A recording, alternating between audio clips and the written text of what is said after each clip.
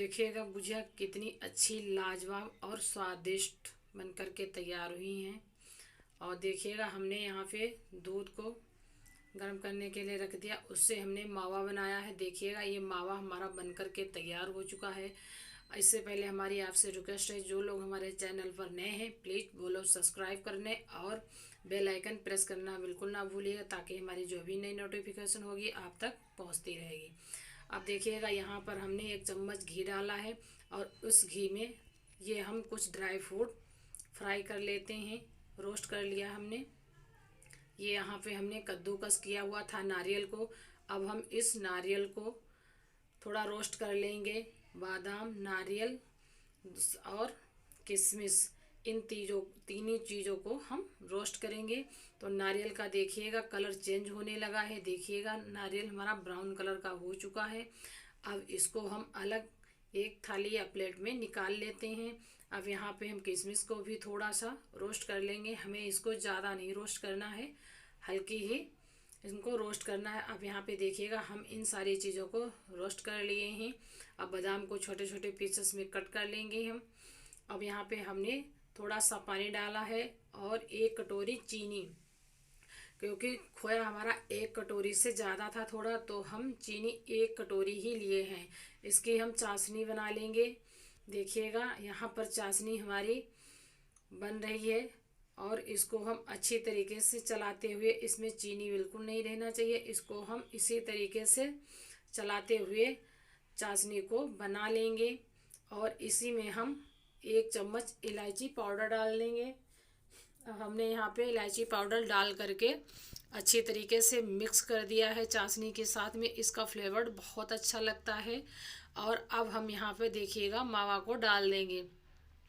इस मावा को अब हम इस चम्मच की मदद से इस चाशनी में मिक्स कर देंगे। देखिएगा इसको हम इसी तरीके से चम्मच की मदद से दबाते हुए सारा मावा चाशनी के साथ में मिक्स करेंगे। मावा हमारा अच्छी तरीके से मिक्स हो गया है। अब हम इसी में जो हमारे ड्राई फ्रूट थे उनको हम डाल करके फिर से चाशनी में और अच्छी तरीके से मिक्स कर देंगे। ये हम बर्फ़ी जमा करके गुजिया बनाएंगे। देखिएगा यहाँ पर हमने एक थाली में घी लगा लिया है और ये हमारे जो है बर्फ़ी बन करके तैयार हो गई है। अब इसको हम इसी थाली में निकाल लेंगे। देखिएगा इसको हम चम्मच की मदद से पूरी थाली में बराबर बराबर से फैला देंगे, क्योंकि गर्म है अभी, इसको हम हाथ नहीं लगा सकते हैं और इसमें हाथ लगाने की ज़रूरत भी नहीं पड़ेगी, क्योंकि हल्की ये सॉफ्ट है, इसलिए ये चम्मच की मदद से ही पूरी थाली में फैल चुकी है अच्छी तरीके से। अब हम यहाँ पे मैदा ले लिए हैं। अब इसी में हम थोड़ा ये तेल डाल देंगे। ये हमने रिफाइंड ऑयल लिया है। अगर आप देसी घी में बनाना चाहते हैं तो आप देसी घी से भी बना सकते हैं। हमने यहाँ पे ये रिफाइंड यूज किया है। अच्छी तरीके से हमने आटा के साथ में रिफाइंड को मिक्स कर लिया है। देखिएगा जब तक ये गोली ना बने, मुट्ठी बांधो, तब तक इसमें समझ लो कि तेल कम है। जब अच्छी तरीके से मुट्ठी बंधने लगे तब फिर तेल हमारा फिक्स हो जाता है। अब हम इसी में पानी डाल करके एक अच्छा थोड़ा टाइट ही रखेंगे। हम एक डो बना करके तैयार करेंगे, क्योंकि हमें ज़्यादा सॉफ्ट डो नहीं बनाना है, हमें बिल्कुल अच्छा तरीका सा डो बनाना है, क्योंकि थोड़ा टाइट ही रहना चाहिए, बिल्कुल सॉफ्ट नहीं होना चाहिए।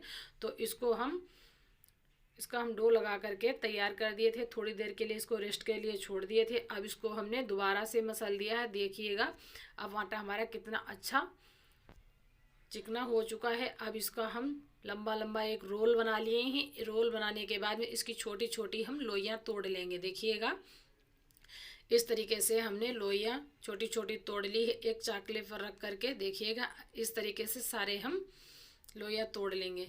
अब हम इस लोई को, इसमें आटा हमें कुछ भी नहीं लगाना है, इसको हमें ऐसे ही बेलन की मदद से बेलना है, ताकि ये बहुत आसानी से बेल जाता है, कोई दिक्कत नहीं होती है। और यहाँ पे हमने एक गुजिया बनाने वाला सांचा लिया है।